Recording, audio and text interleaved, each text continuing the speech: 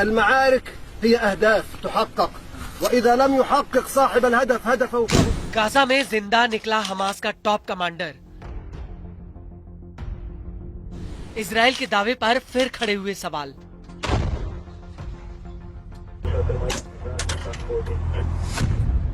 IDF ने मई में मार गिराने का किया था दावा। सीज फायर के बाद भी इजराइल की बड़ी मुश्किलें।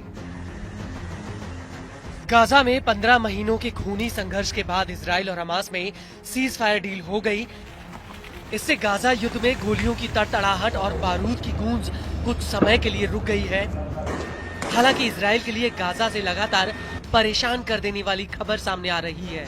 एक तो हमास का सफाया न कर पाने की इजरायली पीएम नेतन्याहू की कसक अधूरी रह गई, वहीं अब तो गाजा में चलाए गए इजरायली ऑपरेशन पर भी सवाल उठने शुरू हो गए हैं। दरअसल बेत हनून और उत्तरी गाजा में हमास लड़ाकों का एक कमांडर, जिसके बारे में इजराइल ने दावा किया था कि वो बीते साल मई महीने में मारा गया था, वह अब जिंदा निकला है। गाजा में वह खुलेआम घूमता नजर आया। हमास के top senior commander Faiyad Hussain की वापसी ने इजराइल की मुश्किलें बढ़ा दी हैं। सीज फायर डील के बाद से जहां इजराइल पहले से ही बैकफुट पर आ गया, वहीं अब गाजा में मारे गए हमास कमांडर के जिंदा होने की बात सामने आने से युद्ध के मैदान पर इजरायली ऑपरेशन के दावे पर ही सवाल उठ गए हैं।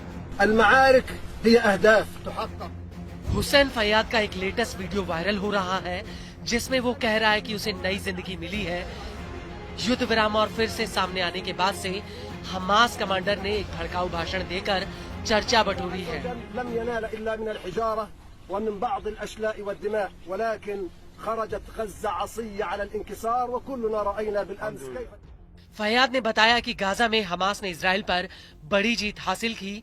इजराइल गाजा में अपना मकसद पूरा नहीं कर पाया, वह गाजा में हार गया।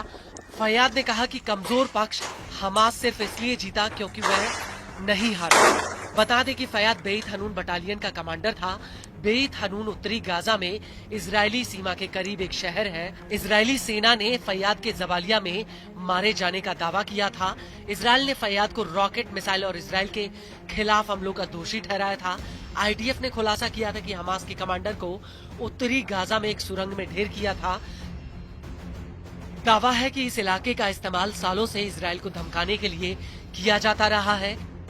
बेत हनून से अक्सर इजराइल की ओर रॉकेट दागे जाते हैं।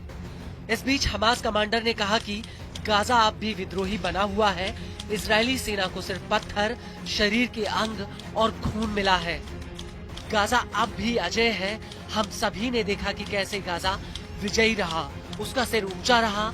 इजराइल जीत को अपने हिसाब से मापता है। इजराइल के पास गाजा में लड़ने के लिए कोई स्पष्ट रणनीति नहीं थी, इसलिए उसका जीतना मुश्किल रहा। वहीं Israeli media outlet times of Israel की माने तो ये पहली बार नहीं है जब इजराइल ने गाजा में हमास के प्रमुख लोगों की हत्या का गलत दावा किया हो। इससे पहले भी कई बार इजरायली दावों को हमास ने खुद ही झुटलाते हुए बड़े खुलासे किए थे।